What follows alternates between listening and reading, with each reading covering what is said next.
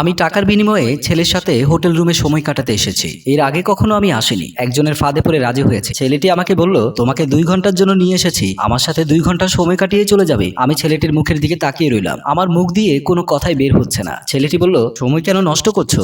দরকার হলে আরো বাড়িয়ে দেব। আমার বুকের ভিতর ছটফট শুরু করে দিল। আমার মনে পড়ে গেল আমার কিছুদিন আগের কথা। একদিন রাতে ভাইয়া ভাবিকে বলল, নীলা, আমি ভাবছি চাকরিটা করব না। চাকরি বাকরি আমার ভালো লাগে না একদম, বেতনও কম, তারপর একটু ত্রুটি হলে যা বকাঝকা শুনতে হয়। ভাবি বললেন, চাকরি ছেড়ে দিলে চলবে কিভাবে? ভাইয়া বলল, ভাবছি লোন নেব, লোন নিয়ে বিজনেস করব। ভাবি শুনে বলল, লোন নিয়ে বিজনেস করতে হবে না, লোন নিয়ে বিজনেস করে কেউ সুবিধা করতে পারে না। বড় ভাইয়া করলো না একবার, 2 বছরও টিকলো না। ভাইয়া খানিক সময় চুপ করে রইল, তারপর বলল, নীলা, কিছু যদি মনে না করো তবে বাবাকে বলো কিছু টাকা দিতে, আমি 1 বছর পরেই ব্যাক করে দেব টাকা। ভাবি চুপ হয়ে গেলেন, কিছুই বললেন না। আমার মা তখন রান্নাঘরে কাজ করছিল। আমার মায়ের কানে কথাটা গেল।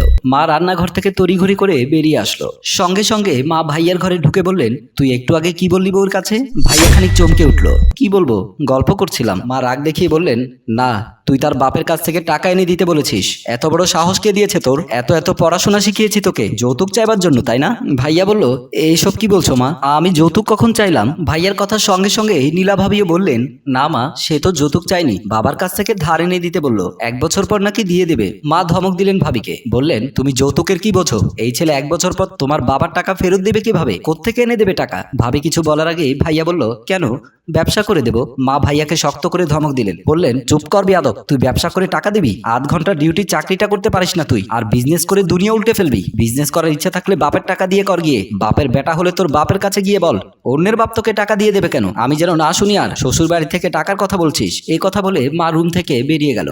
আমার ভাই কোনো কথা না বলে চুপ হয়ে রইল। এর কিছুদিন পর আমার বিয়ের জন্য আমাকে দেখতে এসেছে। ছেলে সরকারি চাকরি করে। আমি অনেক আগে থেকে চেয়েছিলাম সরকারি চাকরিজীবী কাউকে বিয়ে করব। আজ মনে হয় তাই সত্যি হতে চলেছে। আমি ছেলের দিকে তাকিয়ে দেখলাম ছেলে সত্যিই খুবই সুন্দর। আমার বাবা বলল, তুমি আমার মেয়েকে বিয়ে করতে চাও? ছেলেটি বলল, আপনার মেয়েকে আমার অনেক ভালো লেগেছে, আমি যত তাড়াতাড়ি পারি বিয়ে করতে চাই। আমার বাবা বলল, আমার এই বাড়ির সবকিছু আমার মেয়ে আর এক ছেলের নামে, তুমি আমার মেয়েকে বিয়ে করতে চাও কেন? আমি আমার বাবার কথা শুনে কিছুটা অবাক হয়েছিলাম। বাবা হঠাৎ করে ছেলেকে এই কথাগুলো কেন বলছে? আমার বাবা বলল, আমি তোমাকে একটা কথা বলেছিলাম, তুমি কিন্তু জবাব দাওনি। আমার বাড়ির আধা ভাগ তুমি কখন নিতে চাও, বিয়ের আগে নাকি পরে? ছেলে বলল, আপনার মেয়ের যা কিছু আছে সব তো আমারই হবে, আপনি যখন চান দিতে পারেন। আমার বাবা বলল, তুমি আমার বাড়ি থেকে বেরিয়ে যাও, আমি তোমার মতো ছেলের সাথে আমার মেয়েকে বিয়ে দেব না। আমি তোমাকে একটু পরীক্ষা করে দেখলাম, আমি এটা বুঝতে পেরেছি তুমি আমার টাকা পয়সার জন্য বিয়ে করতে এসেছো। ছেলেটি সেখানে আর কোনো কথা না বলে সেখান থেকে বেরিয়ে গেল।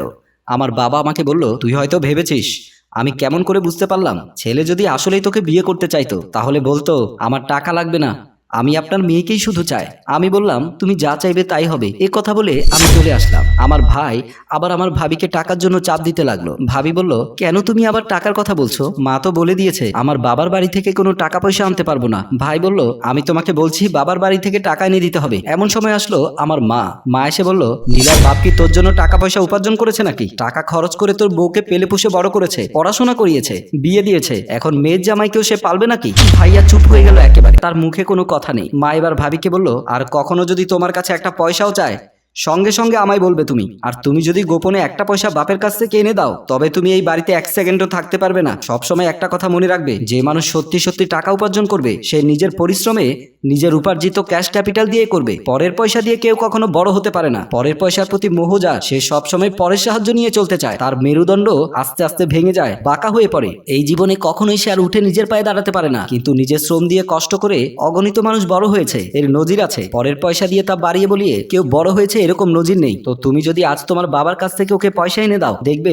বছর না ঘুরতে এই টাকা সে হাওয়ায় উড়িয়ে দিয়েছে। পরের টাকা তো, পরের টাকা নষ্ট করলে কখনোই মায়া হয় না, কিন্তু নিজের ঘামের অর্জন করা একটা পয়সা নষ্ট করলেও বুক কাঁপে, কষ্ট লাগে। সাহস থাকলে তার বাবার কাছে গিয়ে বলুক টাকা দিতে। আমি জানি এই সাহস আমার ছেলের নেই, সাহস করে গেলেও ফল হবে না। তার বাবা 1 পয়সাও তাকে দেবে না, কারণ তার বাবা এক একটা পয়সা তার রক্ত পানি করে কামিয়েছে। রক্ত পানি করা টাকাকে এইভাবে নষ্ট করতে কেউ দেবে না। ভাইয়া কোনো কথা বলল না, চুপচাপ ঘর থেকে বেরিয়ে গেল। ভাবি বললেন, মা, আপনি শুধু শুধু ওকে এসব বললেন, ওর মন খারাপ হয়েছে খুব। মা তার হাত মুঠো করে ধরে বললেন, মাগো, তুমি তারে ভালোবাসো, তার প্রতি তোমার মনে ভীষণ দুর্বলতা আছে, এজন্যই তার প্রতি এখন তোমার একটু দরদ কাজ করছে। মনে হচ্ছে ও যা চাইছে তাই ওকে দিয়ে দিলেই তো হয়। কিন্তু আমি জানি ওই টাকাটা দিয়ে বড়জোর 2 বছর চলবে, ব্যবসা টিকবে না, ক্যাশ ফুরিয়ে যাবে, তারপর সে চলবে কিভাবে? উপায় না দেখে আবারও টাকা চাইবে। প্রথম বেলা তুমি টাকা এনে দেবে, এটাতে তুমি কষ্ট পাবে না, তোমার বাবাও তেমন কষ্ট পাবে না, কিন্তু বারবার যখন এটা হবে তখন? এর জন্য শুরুতে এটা আমি বন্ধ করে দিলাম। এতে করে আমার ছেলেও নষ্ট হবে না, তুমি কিংবা তোমার বাবাও কষ্ট পাবে না। আমি এটা ভালো করিনি বলো? ভাবি বলল, বুঝেছি মা। ভাইয়া 2-4 দিন অফিসে গেল না, রাগ করে রইল। তারপর আবারও অফিসে যেতে শুরু করলো। বেতন তার সামান্য বাড়লো, কিন্তু তার প্রবল ইচ্ছে নিজের মতো করে ব্যবসা করবে। তাই সে বেতনের টাকা থেকে কম খরচ করে ক্যাশ বাড়াতে লাগলো, হিসেব করে টাকা খরচ করে। এইসব কথা মনে পড়ার পর আমি ছেলেকে বললাম, আমি আপনার কথায় রাজি হতে পারবো না, আপনি আমাকে মাফ করে দিন। ছেলেটি বলল, কেন? তুমি তো টাকার জন্যই এসেছিলে, তোমার নাকি অনেক টাকা দরকার। আমি কারো প্ররোচনায় পড়ে ভুল করেছিলাম, আমি আমার ভুলকে শুধরে নিলাম। আমার বাবা মায়ের সম্মান আমি নষ্ট হতে দেব না। আমার বাবা মা সবসময় সম্মানের সাথে চলেছে, আমি তাদেরকে অসম্মানী করতে পারবো না। আমার কাছে টাকার চেয়ে তাদের মান সম্মান অনেক বড়। আমি আপনাকেও বলেছি, আপনি এসব থেকে দূরে থাকুন। মেয়ের দরকার হলে বিয়ে করে নিন, তবুও টাকা দিয়ে কোনো মেয়ের কাছে যাওয়ার দরকার পড়বে না। এই কথা বলে প্রিয়া সেখান থেকে বেরিয়ে আসলো। ছেলেটি বিছানার উপরে বসে রইল। পরিবারের শিক্ষা যার ভেতরে আছে সে কখনো অন্যায় করতে পারে না। সম্মানিত ভিউয়ার্স, গল্পটি আপনাদের কেমন লেগেছে? গল্পটি ভালো লাগলে লাইক, কমেন্ট, শেয়ার করে আমাদের সাথেই থাকুন। ধন্যবাদ।